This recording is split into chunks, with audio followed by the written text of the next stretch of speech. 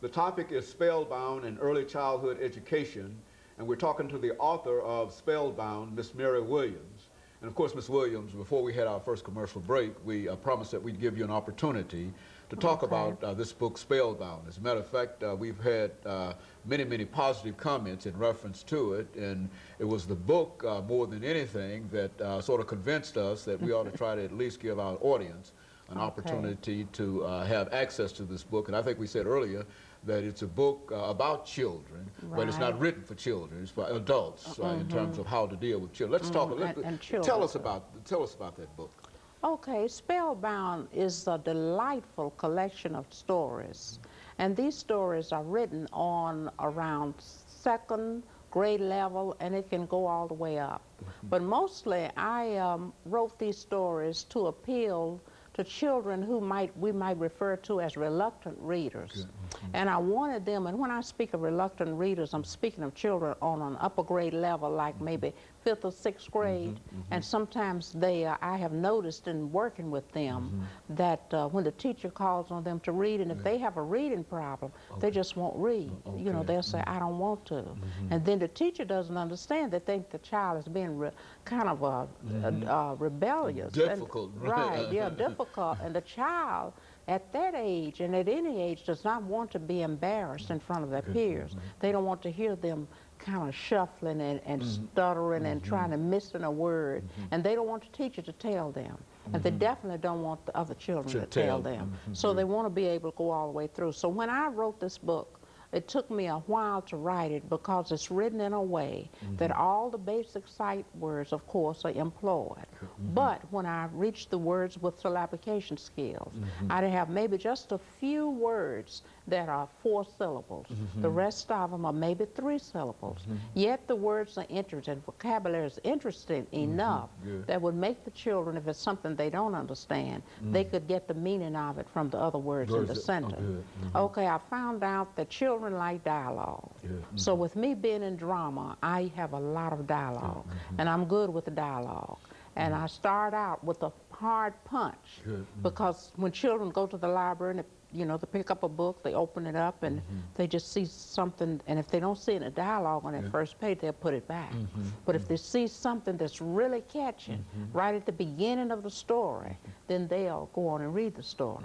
Now, the stories I have within Spellbound, you wonder why it's called Spellbound. Spellbound is not only do you have stories that are incorporated, that are more or less mystifying, but you also, I use the fact that I could use storytelling to spellbound the kids in a way that they would learn. So these stories are written in such a way that the children will use the same technique and be able to grasp exactly what the stories are saying. I have tried most of these stories out because I'm a storyteller. So being a storyteller by nature, sometimes I go from school to school and read the stories. So I learn a lot from what the children think about the stories, or what I need to add or take away. So this is the way Spellbound is written. Spellbound has some nonfiction in it, believe it or not.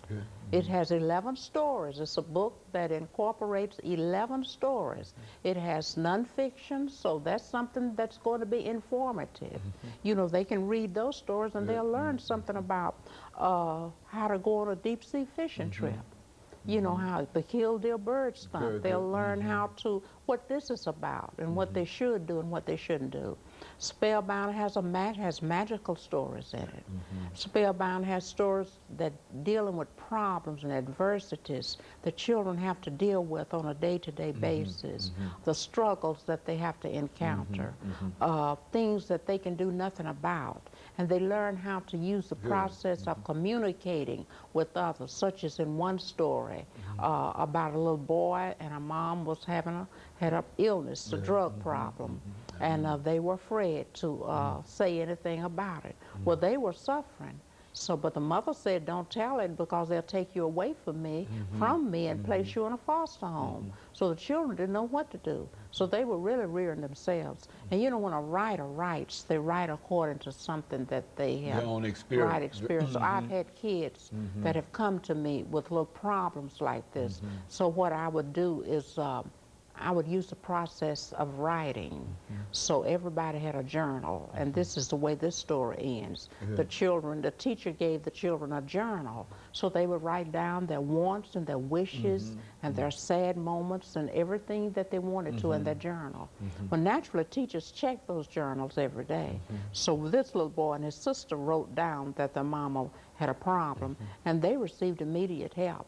So that's the way the story ends, that the mother received help, the children received help, they live with the grandmother, and it has a happy ending. And there's great communication between all of them. Right, right. So they could use that, that was a way of communicating, and then the mother was happy.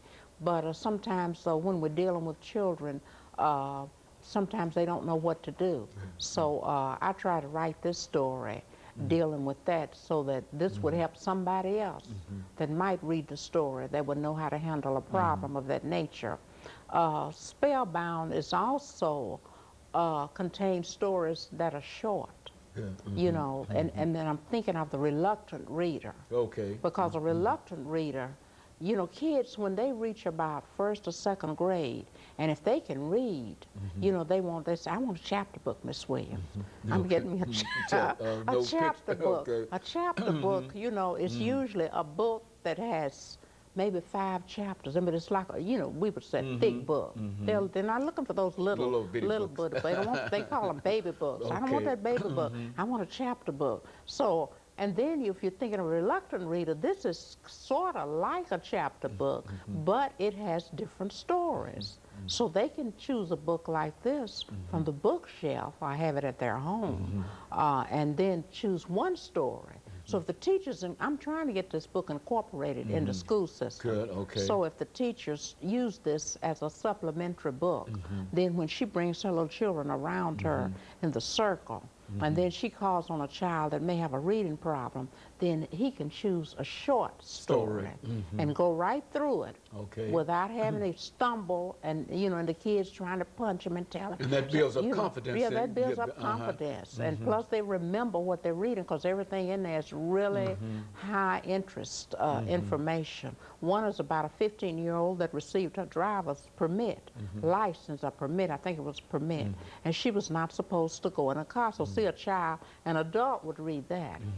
And so she took the car out, and then she went down a street that she was not familiar with, and someone jumped on a car. Okay, and of course, Ms. Williams, let me break for this final commercial break, at which time we'll come back and we'll give you an opportunity to talk about how this book has been received among many publics.